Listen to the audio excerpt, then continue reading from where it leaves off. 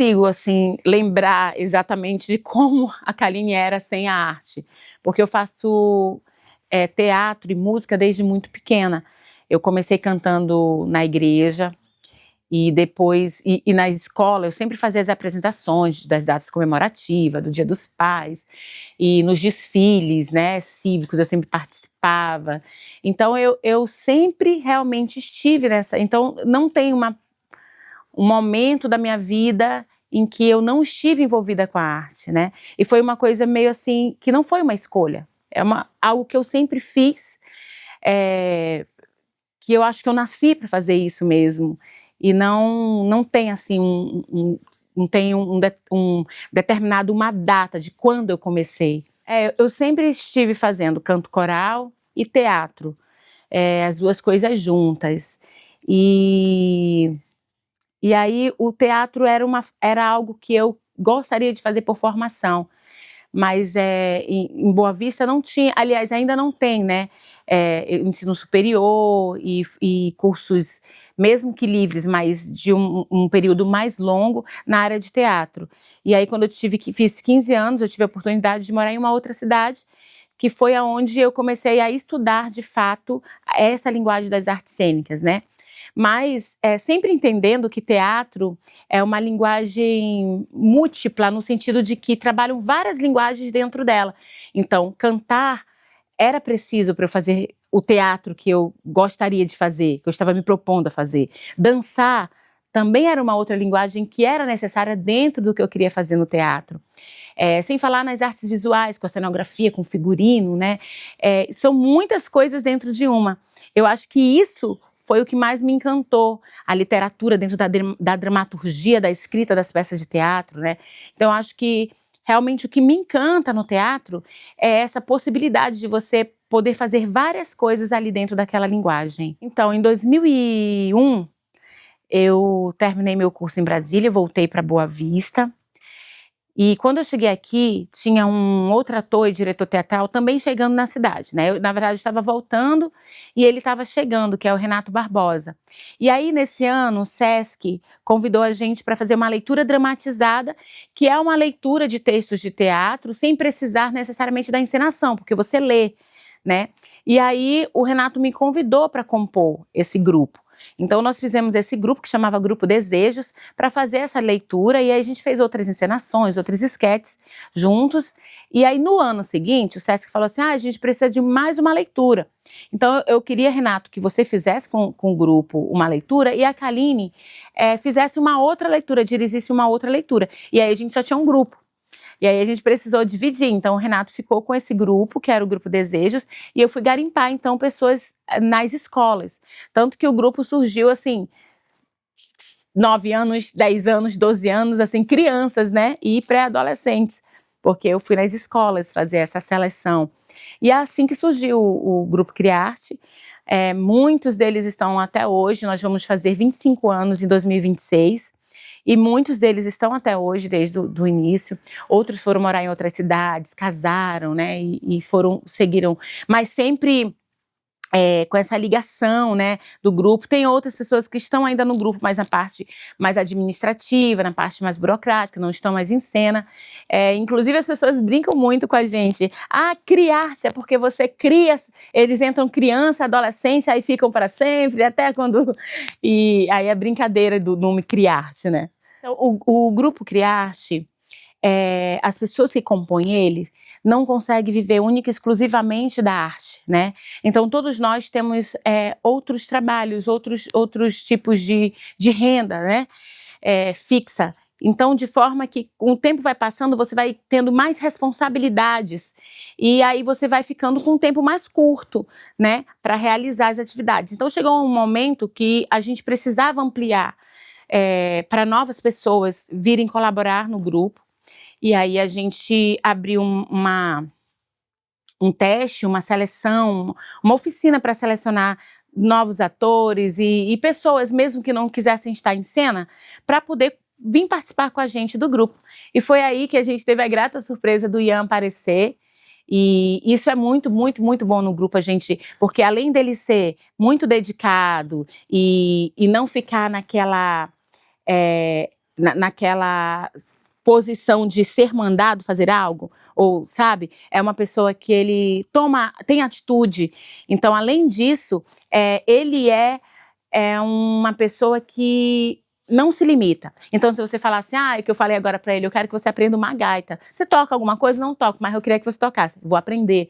Então, ele dança, ele vai e faz as oficinas do que tem que fazer, ele faz. Não é mais, eu só tô e vou ficar só aqui nisso. Não, então, isso é muito bom, né? Principalmente para quem faz teatro. E isso ele tem, assim, de sobra, essa predisposição de aprender coisas novas.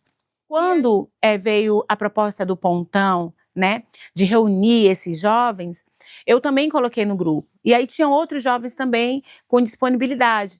Mas, assim, a maioria das pessoas indicaram o Ian exatamente por isso, por ele ter essa disponibilidade, por ele ter uma capacidade de conseguir transmitir o conhecimento e a aprendizagem. Porque, às vezes, a gente consegue aprender algo, mas a gente não consegue mostrar, ensinar para o outro que a gente aprendeu, né? Quando a gente é criança, a gente sempre tem um sonho, né? A gente quer ser bombeiro, a gente quer ser policial, a gente quer ser professor.